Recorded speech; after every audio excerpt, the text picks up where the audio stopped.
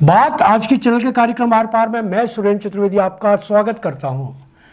मित्रों, green gold की तस्करी में आदिवासियों को बनाया जा रहा गांजा तस्कर। मेवाड़ क्षेत्र में अंतर्राष्ट्रीय नशा माफिया खेतों को किराए पर लेकर उगवा रहे गांजा।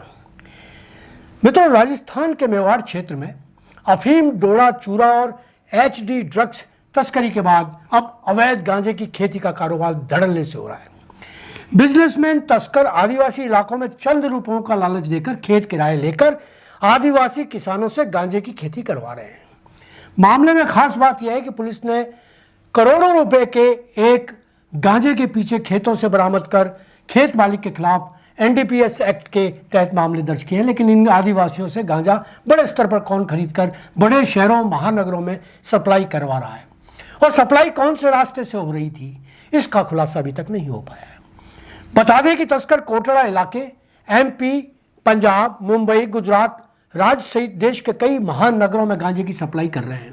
उदयपुर और कोटड़ा पुलिस ने कार्रवाई कर 2 दिन में ही करोड़ों रुपए की अवैध गांजे की खेती पकड़ी।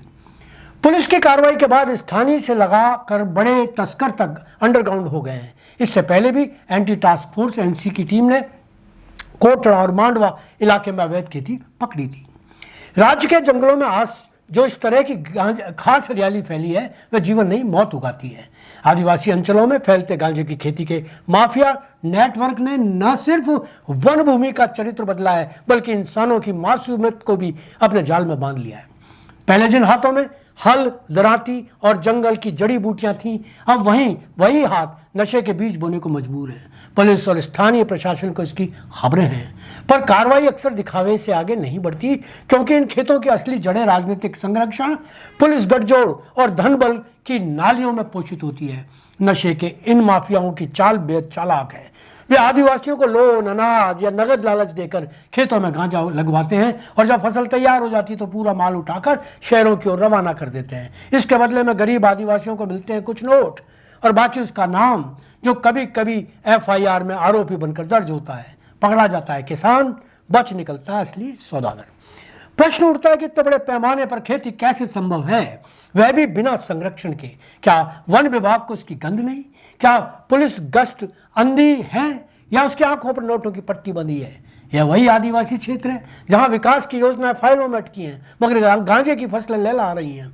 स्पष्ट है कि यह नशे का कारोबार सत्ता और सिस्टम की मिलीभगत से फल रहा है। नशे के इस कारोबार ने आदिवासी समाज की आत्मा पर वार किया है। जहां कभी लोकगीत और परंपराएं थी, वहां अब असुरक्षा और डर का सन्नाटा है। यह सिर्फ फसल नहीं, एक पूरी संस्कृति का क्षरण है।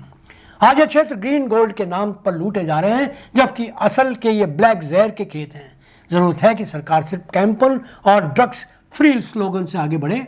जांच एजेंसियों का माफिया के आर्थिक स्रोत, उनके राजनीतिक संपर्क और प्रशासनिक सुरक्षा कवच को तोड़ना होगा, वरना आने वाली पीढ़ियां ये सवाल पूछेंगी कि जब जंगलों में मौत उगाई जा रही थी तब तुम चुप क्यों थे।